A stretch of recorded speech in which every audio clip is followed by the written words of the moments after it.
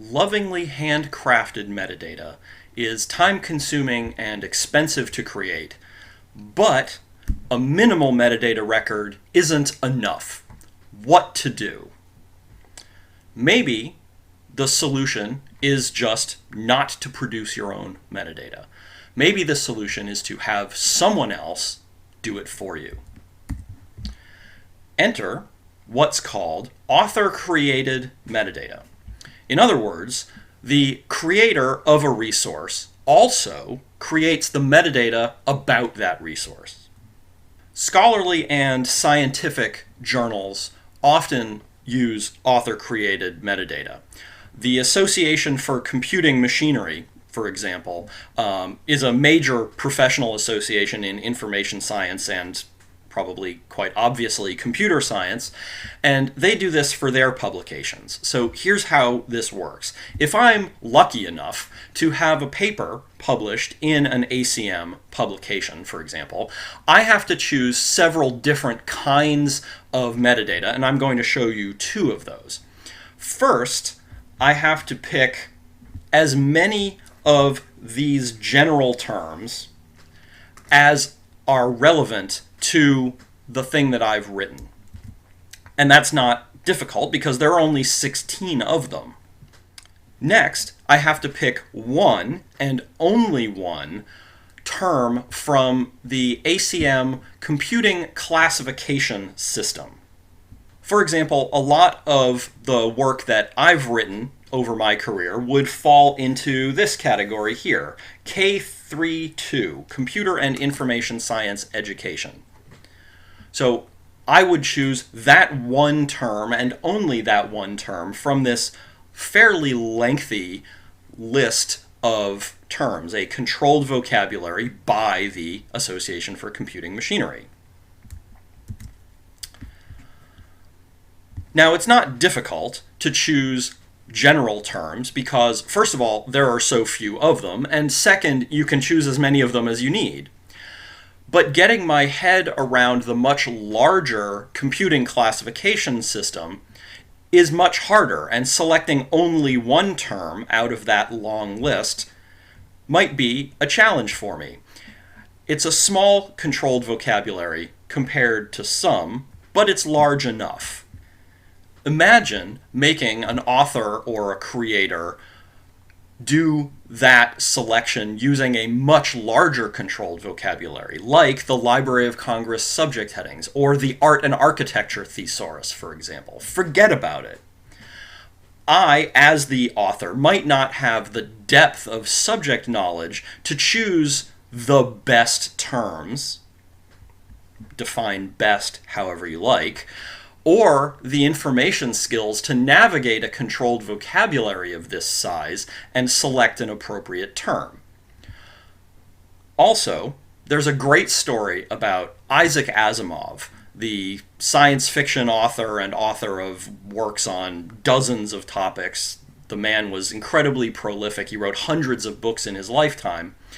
And there's a great story about Asimov that illustrates, I think, very nicely why authors may not be the best person to create metadata about their own work. So the story goes something like this, and I actually can't remember where this story comes from, so if anyone can help me track this down, I would be grateful. The story goes like this.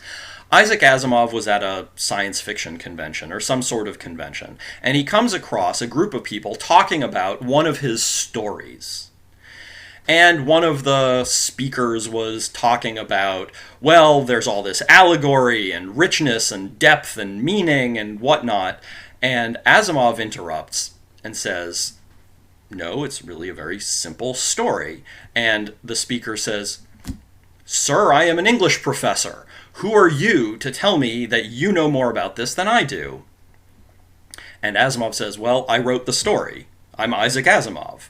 And the English professor says, well now, just because you wrote it, what makes you think you know anything about it? Dudunch. Right? It's a funny story, but at the same time, the English professor is not wrong. it's not necessarily the case that the author knows all of the things, or can articulate anyway, all of the things that a work is about, or future uses of the work, or topics and subjects that others might bring to the work that might make for good access points. It's a funny story, but in our context, I think a useful moral, if you will. And this is, of course, why professions like indexer exist. I edited a book a few years ago, and we hired an indexer to create a back-of-the-book index, just like any back-of-the-book index that I'm sure you're familiar with. The job took several months, and our indexer did a wonderful job, but it was expensive to hire this person. But honestly, it was completely worth it. Why was it worth it? Because first of all, the indexer saved my time. I didn't have to create a back-of-the-book index. This indexer had indexed other books in information science before, so she had some subject knowledge. She could identify what the important concepts were for an index, and she had the experience to know what readers might want to look up in an index, which of course I would not have had.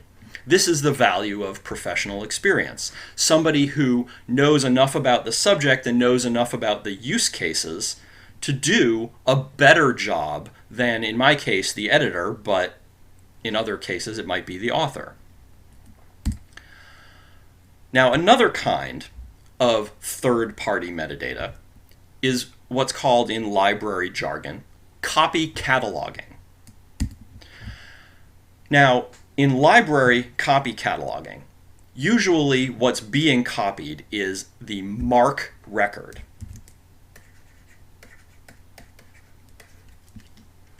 Which we've talked about before. It stands for the machine-readable cataloging record.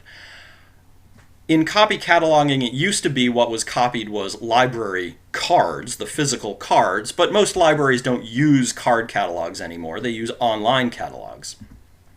Now, I said I was going to stay away from library examples, and I won't get into how the MARC record works, except to say that it is a digital record that's intended to be transferred between library computer systems. So the way this works is this. When a library buys a book from a vendor, usually the vendor also provides a MARC record. Sometimes that's an extra service by the vendor, cost extra money, but we're not going to get into that.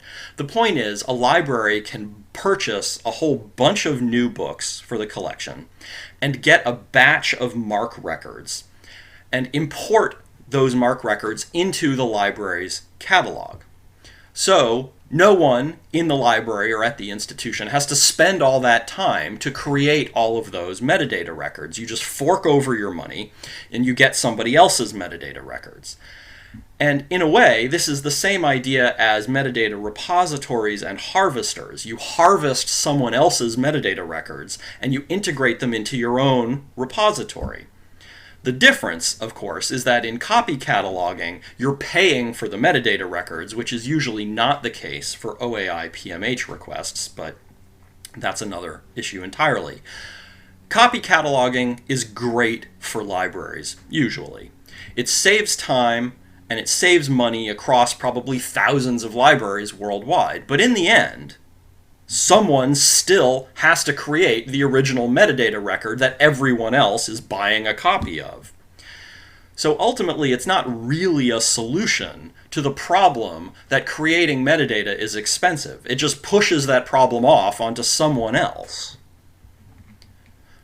But before we move on from this particular topic, let's look at another approach to pushing that problem off onto someone else.